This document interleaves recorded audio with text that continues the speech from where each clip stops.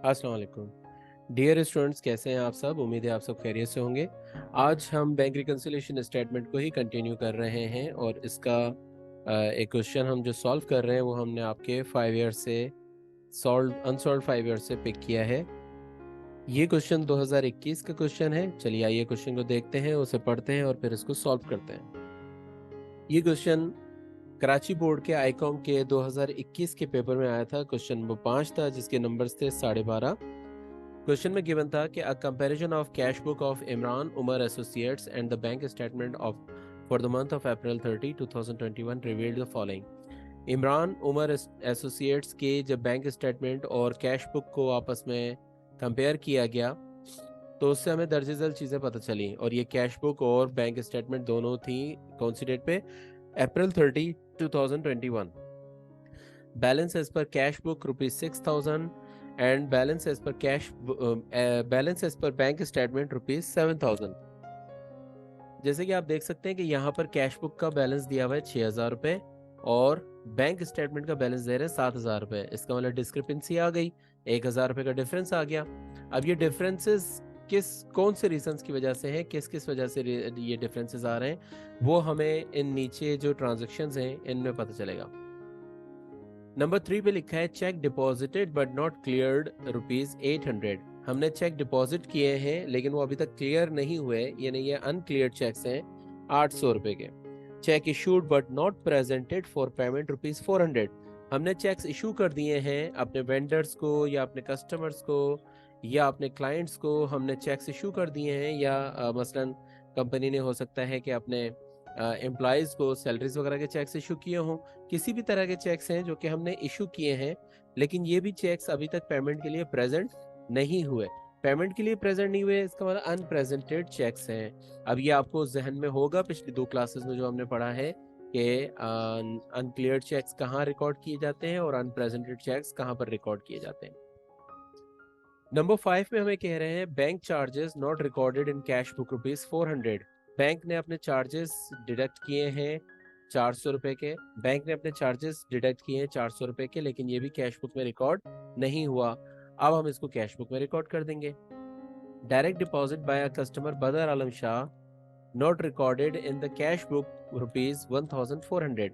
ये number 6 transaction है हमारी। Direct deposit by a customer Badar Alam Shah not recorded in the cash book ₹1,400।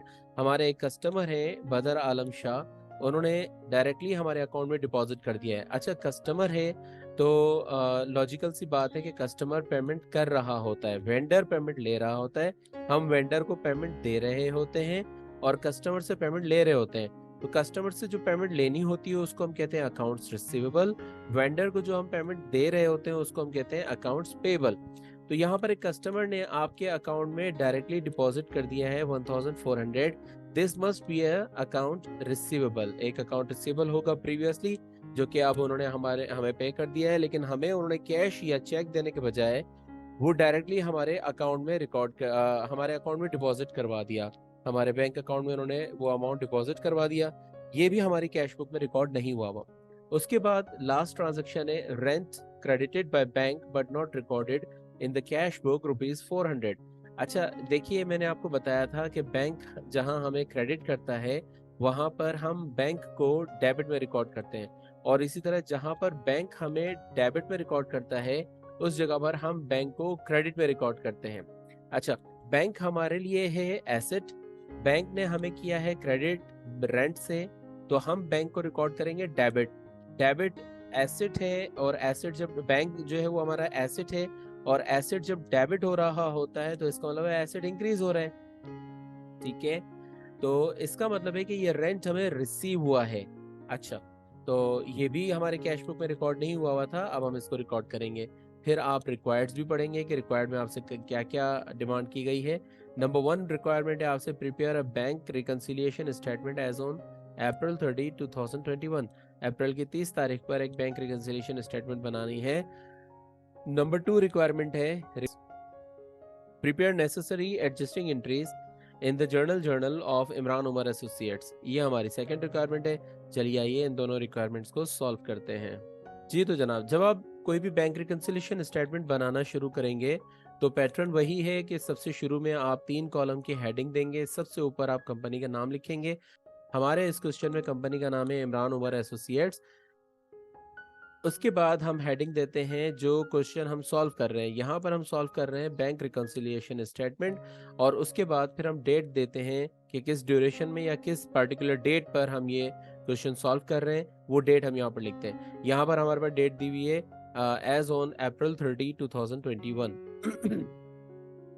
Bank reconciliation statement बनाते वक्त आप 3 कॉलम्स बनाएंगे अपनी कॉपी में। पहला कॉलम होगा आपका पार्टिकुलर्स का, दूसरा कॉलम होगा पासबुक का, और तीसरा कॉलम होगा कैश बुक का।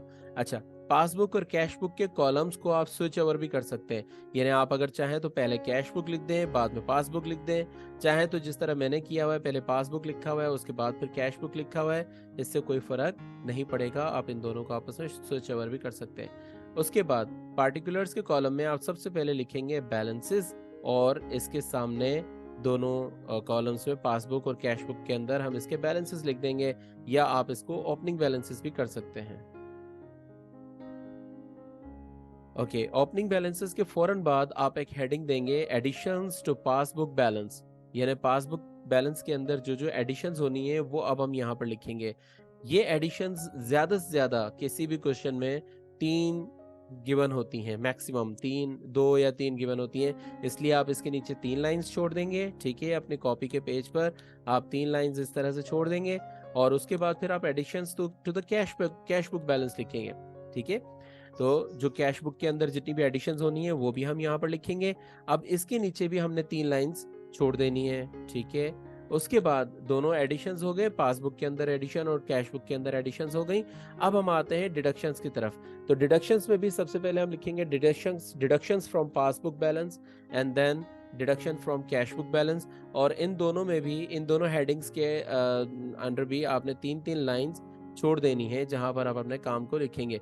सबसे आखिर में हमारे पास आता है एडजस्टेड बैलेंसेस, जिसमें हमारे पास दोनों तरफ के बैलेंसेस टैली हो जाते हैं। देखिए, ओपनिंग बैलेंसेस जैसे कि इस क्वेश्चन में हमें दिए हुए हैं, कैश बुक का बैलेंस दिया हुआ है 6,000 रुपये, आप देख सकते हैं, और बैंक स्टेटमेंट का बैलेंस दिया हुआ है 7,000 रुपये। ये ओपनिंग बैलेंसेस हैं। ओपनिंग बैलेंसेस हमारे आपस में टैली नहीं होते, इसी रीज़न से हम कैश बुक बना रहे होते हैं, सॉरी, बैंक रिकंसिलिएशन स्टेटमेंट बना रहे होते हैं, ताकि हमारे पास एक एडजस्टेड बैलेंस रिसीव हो जाए। ये एडजस्टेड बैलेंस हमारे पास ये सबसे आखिर में रिसीव होते हैं, यानी दोनों बैलेंसेस आपस में टैली हो जाते हैं, एक जैसे आ जाते हैं। ओके, अब आप यहाँ पर देख सकते हैं आपके पास एक पैटर्न आ गया कि आपने बैंक रिकंसिलिएशन स्टेटमेंट को किस तरह से ड्रॉ करना है। याद रखिए कि अगर आपके पास ये 12.5 नंबर का पेपर है, सॉरी क्वेश्चन है, अगर 12.5 नंबर का, तो उसमें से सिर्फ 2 से ढाई नंबर तो आपके प्रॉपर लाइनिंग के मिल जाएंगे आपको। अगर आपने प्रॉपर लाइनिंग्स बनाई हैं तो उसके आपको 2 से ढाई नंबर मिल जाएंगे। हेडिंग्स में आपने कोई लाइंस नहीं देनी, मैंने यहाँ पर लाइंस दी हुई है, मैं इनको मिटा देता हूँ ताकि आप कंफ्यूज ना हो जाए इनसे। जो हेडिंग्स वाली लाइंस हैं उनमें आपने कोई लाइंस नहीं देनी, पेपर में ऊपर ऊपर आपने ये हेडिंग्स दे देनी है। उसके बाद फिर आपने जो लाइंस ड्रॉ करनी है वो आपने इस तरह से ड्रॉ करनी है, particulars, poster, passbook balance and cash book balance. ठीक है, पासबुक और कैश बुक, ये 3 कॉलम्स बनाने हैं, और इन 3 कॉलम्स के नीचे आपने इस तरह से लाइंस ड्रॉ कर लेनी है जैसे आप यहाँ पर देख रहे हैं। ठीक है, चलिए आइए अब इसको सॉल्व करते हैं। ओपनिंग बैलेंसेस सबसे पहले लेते हैं, देखते हैं क्वेश्चन में हमें ओपनिंग बैलेंसेस क्या क्या दिए हुए हैं। आप देख सकते हैं कि क्वेश्चन के अंदर हमें ओपनिंग बैलेंसेस दिए हुए हैं, कैश बुक का बैलेंस है 6,000 और बैंक स्टेटमेंट का बैलेंस है 7,000। तो हम यहाँ लिख देते हैं कैश बुक का बैलेंस 6,000 और बैंक स्टेटमेंट का बैलेंस 7,000। आप अपनी कॉपी में भी बिल्कुल इसी तरह से लिख देंगे। ठीक है, अब इसके बाद हम वन बाय वन सारी ट्रांजेक्शन्स को पढ़ते जाएंगे और देखेंगे कि हमने ये यहाँ पर 4 हेडिंग्स दी हैं, इनमें से कौन सी हेडिंग में वो ट्रांजैक्शन फिट इन बैठती है। वो ट्रांजैक्शन जहां फिट इन बैठेगी हम उसको वहां पर रिकॉर्ड कर देंगे, और फिर जब हम उसको टैली करेंगे तो हमारे पास बैलेंस इक्वल आ जाएगा। अच्छा देखिए, मैंने यहाँ पर क्या किया है, एडजस्टेड बैलेंसेस में फार्मूला लगाया हुआ है, क्योंकि एक्सेल है तो एक्सेल में हमारे लिए आसानी हो जाती है, हम यहाँ पर फार्मूला अप्लाई कर सकते हैं।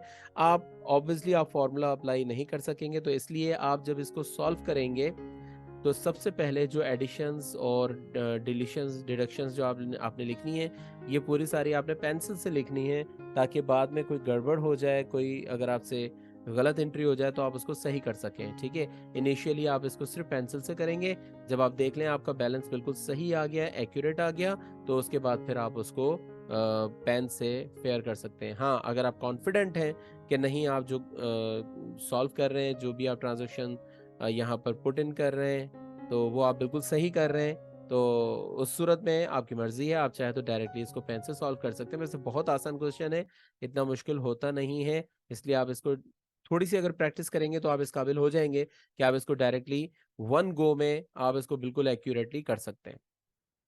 चलिए हम अपनी ट्रांजेक्शन को देखते हैं। ट्रांजेक्शन नंबर 3 है, check deposited but not cleared ₹800। ये अनक्लियर्ड चेक्स हैं। आपको याद होगा, अनक्लियर्ड चेक्स हम पासबुक में ऐड करते हैं, क्योंकि ये चेक हमने डिपॉजिट करवा दिए हैं। जब हम चेक डिपॉजिट करवाते हैं बैंक में, तो उसी वक्त हम उसको अपने पास रिकॉर्ड कर लेते हैं कैश बुक के अंदर। तो इसका मतलब कैश बुक के अंदर तो ये रिकॉर्ड हुए हुए हैं, लेकिन ये चेक्स अभी तक क्लियर होकर नहीं आए। इनकी क्लियरेंस में आपको याद होगा, मैंने बताया था कि 2 से 3 दिन लग जाते हैं।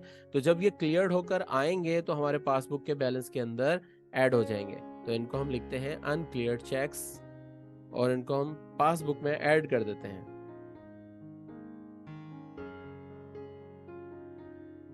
अनक्लियर्ड चेक्स और ये पासबुक में ऐड हो जाएंगे। 600 था amount, I think so 6000, oh sorry 800।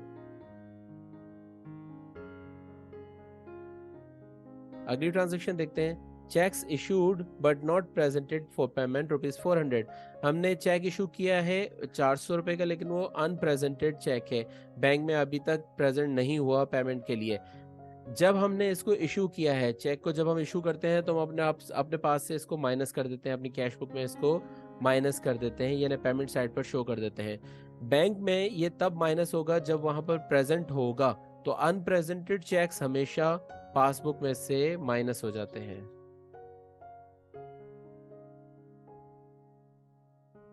ठीक है, तो देखिए हमने पहली ट्रांजैक्शंस को एडिशन टू द पासबुक में ऐड हो रही थी, वहां पर रिकॉर्ड कर दिया। दूसरी ट्रांजैक्शन जो कि अनप्रेजेंटेड चेक्स थी, ये पार्ट था डिडक्शन फ्रॉम पासबुक बैलेंस, यहां पर हमने रिकॉर्ड कर दिया। अमाउंट लिख देते हैं सामने। याद रखिए कि अकाउंटेंसी में माइनस को हम हमेशा ब्रैकेट से शो करते हैं।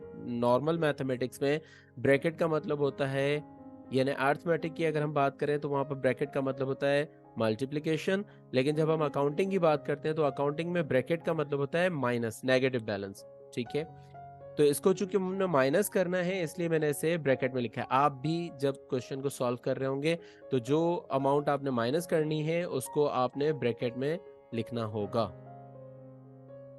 Then bank charges not recorded in the cash book ₹400। Bank charges हैं जो कि कैश बुक में रिकॉर्ड नहीं हुए।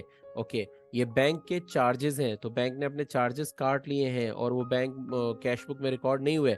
तो अब हम इसको कैश बुक में रिकॉर्ड करेंगे, हम इसको लिखेंगे बैंक चार्जेस। ठीक है, ये भी कैश बुक में से माइनस हो जाएंगे, क्योंकि बैंक ने अपने चार्जेस काटे हैं तो उसने अपने पैसे ले लिए हैं। वो हमने रिकॉर्ड नहीं किया, अब हम रिकॉर्ड करेंगे तो हमारा बैंक ने जो पैसे काट लिए हैं वो हम रिकॉर्ड कर लेंगे, अपने कैश बुक बैलेंस में से माइनस कर देंगे इसको। नेक्स्ट ट्रांजैक्शन है direct deposited by customer Badar Alam Shah. इसको अभी हमने डिस्कस किया था कि बदर आलम शाह हमारा एक कस्टमर है, उसने जो पेमेंट दी है वो पेमेंट उसने डायरेक्टली हमारे अकाउंट में डिपॉजिट कर दी है। कस्टमर जो पेमेंट देता है उसको हम नाम देते हैं अकाउंट्स रिसीवेबल। ठीक है, और ये कैश बुक में रिकॉर्ड नहीं हुई भी, अब हम इसको कैश बुक में रिकॉर्ड करेंगे। देखिए ये रिसीव्ड हुआ है अमाउंट, तो कैश बुक में भी हम ऐड कर देंगे, इसको रिसीविंग कर लेंगे कैश बुक में। ठीक है, 1400 हमें कैश बुक में रिसीव हो गया है, और ये अमाउंट आया है कहाँ से? अकाउंट रिसीवेबल के अगेंस्ट में आया है। किसने दिया है? बदर आलम शाह ने। ठीक है, अकाउंट रिसीवेबल डैश डालकर आप बदर आलम शाह लिख देंगे 1400।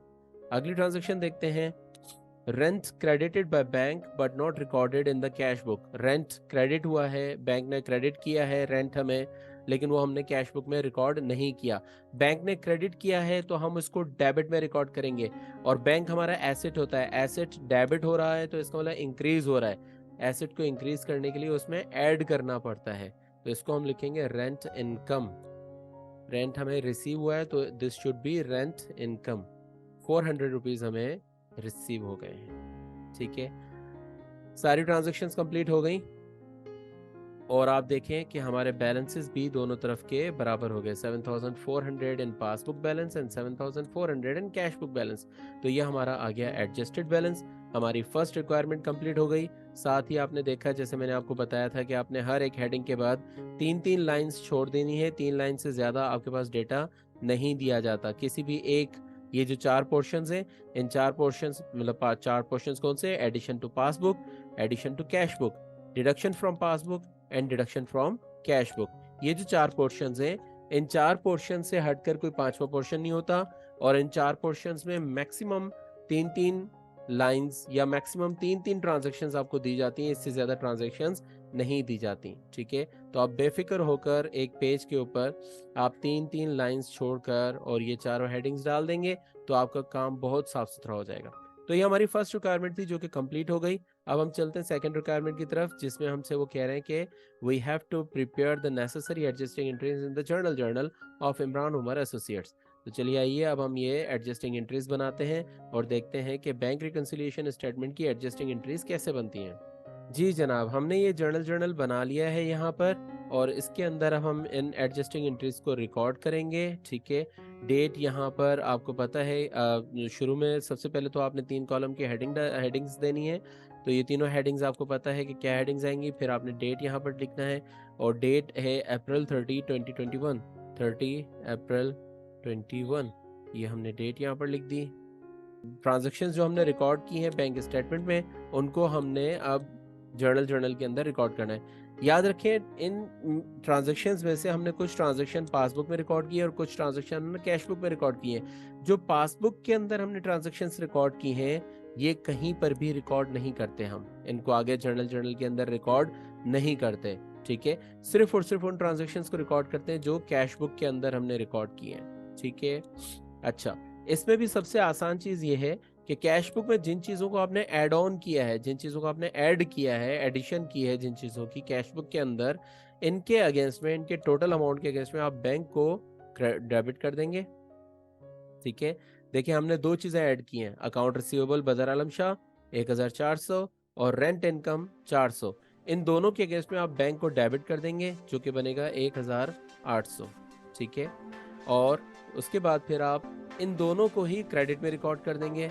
आप रिकॉर्ड करेंगे अकाउंट रिसीवेबल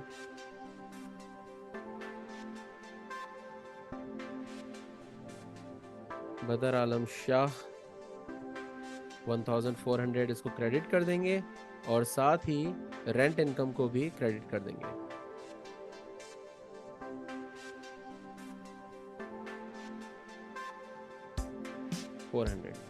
ठीक है, इसके बाद जिन चीज़ों को हमने माइनस किया है कैश बुक में से, हमने ये बैंक चार्जेस माइनस किए कैश बुक में, इनकी वजह से हम क्या करते हैं कि इनको हम डेबिट कर देंगे। जो जो चीज़ें हमने माइनस की है उनको डेबिट कर देंगे, और उनके अगेंस्ट में हम बैंक को क्रेडिट कर देते हैं।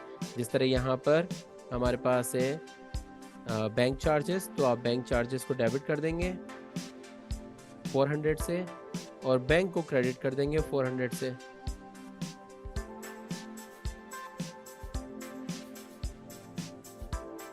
डेट यही आ जाएगी 30 अप्रैल 2021। जी, तो डियर स्टूडेंट्स, ये आपका क्वेश्चन हो गया कंप्लीट। आपने बैंक रिकंसिलिएशन स्टेटमेंट बनाई, उसके एडजस्टेड बैलेंसेस आ गए, और साथ ही फिर आपने उसके जर्नल बना लिया। मैं फिर से रिपीट कर दूं, याद रखिएगा कि जर्नल सिर्फ और सिर्फ कैश बुक के बैलेंसेस जो आपने ऐड और लेस किए होते हैं, सिर्फ उनको आप रिकॉर्ड करते हैं जर्नल के अंदर। यानी इसकी जो एडजस्टिंग एंट्रीज बनती हैं और सिर्फ उनकी बनती हैं, उन ट्रांजैक्शंस की बनती हैं जो हमने कैश बुक में ऐड या लेस किए होते हैं। जिन ट्रांजैक्शंस को हमने पासबुक में ऐड या लेस किया होता है, उन ट्रांजैक्शंस की कोई जर्नल एंट्री नहीं बनती, कभी भी नहीं बनती। तो ये हमारा आज का क्वेश्चन हो गया। आज के इस क्वेश्चन को, आज के इस वीडियो को यहीं तक रखते हैं। इंशाल्लाह मिलते हैं कल अगली क्लास में एक नए क्वेश्चन के साथ। अपना बहुत सारा ख्याल रखें, अपने आसपास रहने वालों का, अपने दोस्तों, अजीज़ रिश्तेदारों का, सबका ख्याल रखें। अल्लाह हाफ़िज़।